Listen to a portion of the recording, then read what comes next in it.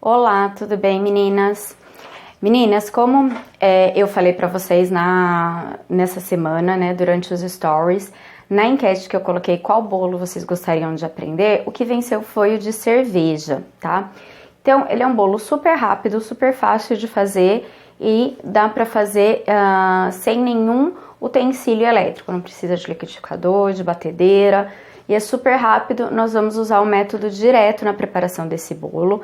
Lembrando que dos ingredientes que vão nesta receita, nenhum deles é de origem animal. O que confere a essa receita o título, né, de uma receita vegana, tá? Mas dá pra fazer ele com algumas substituições de ingredientes tranquilamente, tá? Então aqui eu já fiz o meu preparo. O que eu coloquei aqui? Eu coloquei 350 ml de cerveja Pale Ale. As quantidades e o modo de preparo, tudo isso vai estar no arquivo em PDF lá no nosso grupo privado, tá? Então, se você está assistindo esse vídeo e ainda não está no nosso grupo privado, tem um link direto na bio do Instagram, tá bom? Então aqui eu tenho a cerveja Pale Ale. Por que dessa cerveja? Porque ela é uma cerveja de alta fermentação e fermentação lenta, tá? E aqui ela vai funcionar da mesma maneira que o ovo funciona nas preparações não veganas, nas preparações tradicionais. Então aqui eu coloquei a cerveja e cranberries de molho. Deixei de molho por 12 horas. Ah, mas eu preciso esperar todo esse tempo. Se você não quiser esperar todo esse tempo, você pode fazer o quê? Você pode levar essa composição pro fogo, né? E deixar ferver por 5 minutinhos, tá? Então, depois que eu deixei esse tempo, né, das cranberries com a cerveja, eu vou adicionar os demais ingredientes, tá? Pode substituir as cranberries por goji berry, por blueberry seca, por uva passa, né, tanto a branca quanto a escura. Então, qualquer uma dessas frutinhas secas, né, das berries secas, podem entrar aqui nessa composição. Pode fazer também um mix com elas e colocar aqui que não tem problema nenhum, tá bom? E aí, o que eu vou colocar de ingrediente? Então, aqui, a ordem, como o meu líquido já está aqui, os demais ingredientes praticamente são todos secos, então não tem problema a ordem que você vai colocar, tá? Então eu vou colocar aqui melaço de cana, e aí é o que eu falo pra vocês. Se você não quiser, não tiver o melaço de cana, não quiser fazer uma receita vegana, você pode usar o quê? Pode usar o mel, tá? Pode usar o mel sem problema algum, tá? Depois eu vou colocar açúcar mascavo escuro. Por que que é o escuro, tá? Se não tem diferença de açúcar mascavo, eu não sabia. Tem o açúcar mascavo, se vocês observarem no supermercado, onde vocês costumam comprar, tem alguns que são mais claros e tem uma textura mais fina, e outros que são mais escuros e com uma textura mais grossa. Quanto mais escuro e com a textura mais grossa, significa que menos processamento ele teve. Então, melhor para nossa alimentação, mais nutritivo ele é. E aí eu vou colocar a farinha de trigo integral. Ah, mas e se eu quiser uma versão sem glúten? Com a mistura, né, aquela mistura que eu tenho, né, que eu já balanceei, já falei para vocês, e também logo mais eu vou passar para vocês as proporções, também dá para fazer. Dá para fazer com a farinha que não seja integral? Dá. Só que você vai ter uma mudança aí na textura do seu bolo, porque ele é um bolo, assim como, por exemplo, o pão de ló, é um bolo que ele não vai gordura, ele não vai óleo, ele não vai manteiga de nenhuma espécie. Então, se você substituir a farinha pela farinha branca, né, pela farinha de trigo convencional, vai mudar a estrutura do seu bolo, tá? Essa receita aqui, enquanto eu mexo, eu vou falando e dando algumas dicas e algumas observações para vocês. Essa receita, ela me rende aproximadamente 1 kg de massa crua, tá? E aí você pode fazer ela na forma que você achar mais conveniente. Essa receita eu fiz, por exemplo, no Dia dos Namorados, o que eu fiz?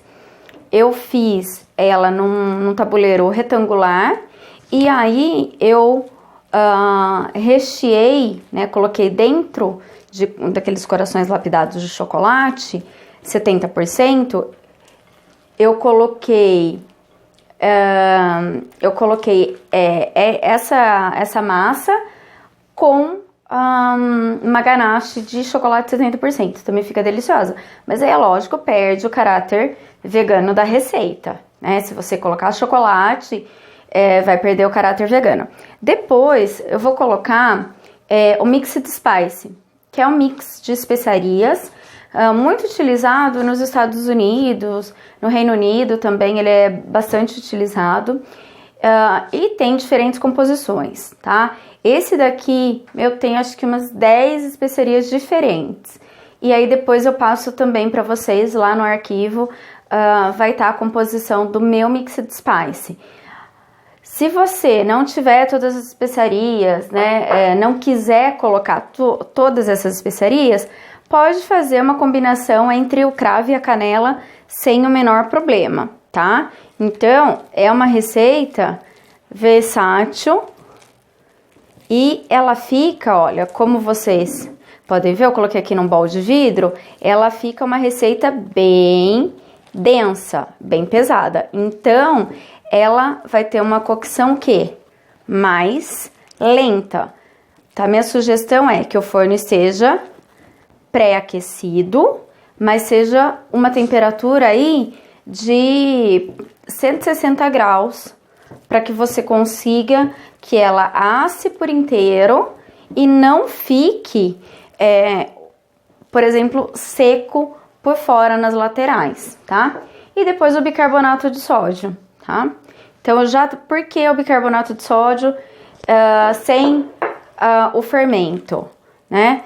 Porque aqui eu já tenho a cerveja que, como ela é de fermentação lenta, ela vai me ajudar na questão do crescimento, né?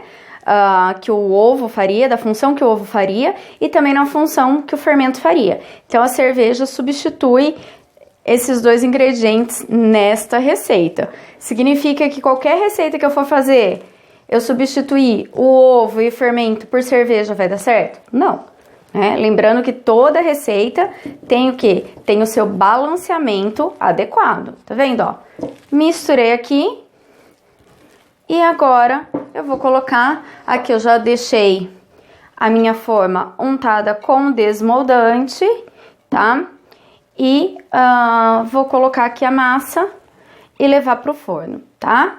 E aí no forno, gente, depende muito do forno de cada um, né? Você tem sempre que o quê? Conhecer o seu forno para que você consiga aí o melhor resultado. Então, por exemplo, se eu colocar no forno a gás, que eu tenho aqui, ele vai cozer, eu tenho que deixar numa temperatura muito baixa, porque como o forno a gás é com gás encanado, o gás encanado, eu não sei ainda o porquê, mas ele acaba sendo mais forte. E eu já aconteceu comigo de eu queimar bolo, queimar as coisas por usar uma temperatura que eu estava habituada quando o gás não era encanado, que era de botijão, tá? O meu forno elétrico, ele não é aquele forno por convecção, tá? Ele é um forno elétrico comum. Nele eu deixo por volta aí de 40 minutos em temperatura de 160 graus, tá bom? Então, agora eu vou levar isso aqui pro forno e aí depois eu mostro pra vocês o resultado. Já volto aqui mostrar o resultado pra vocês. Bom, meninas, então depois de 40 minutos no forno, o meu bolo eu deixei ele amornar na forma, na assadeira, e com ele ainda morno que eu desenformei, tá? Então, uma outra informação, uma outra dica é não deixar o bolo esfriar dentro da assadeira, senão você não tira, ele vai quebrar todo. E também não desenformar ele quente, porque também vai quebrar, ele tem que estar mono. E aí você chacoalha e vê se ele tá bem solto. Então esse é o resultado, né, do bolo. Pena que o vídeo ainda não consegue transmitir o aroma, né? E eu vou mostrar pra vocês, eu vou cortar uma fatia e vou mostrar pra vocês como ele fica um bolo de massa úmida, né? E fofinha, tá? Mesmo não tendo aí os ovos, mesmo não tendo o fermento que a gente tá habituado, né? Ele fica um bolo bem... Então, eu vou colocar aqui, ó, ele fica um bolo bem macio e com uma massa bem úmida, bem aromática, tá? Esse bolo aqui, ele é muito versátil, dá pra você fazer ele de diferentes formas. Tenho certeza que vai fazer muito sucesso você fazendo ele aí, tendo mais essa opção diferente, né, de harmonização de sabores, tá bom? Então, se você fizer, deixa um comentário aqui e também não esquece de marcar a página da Caramelle quando você postar a sua receita, tá bom? Espero que vocês tenham gostado.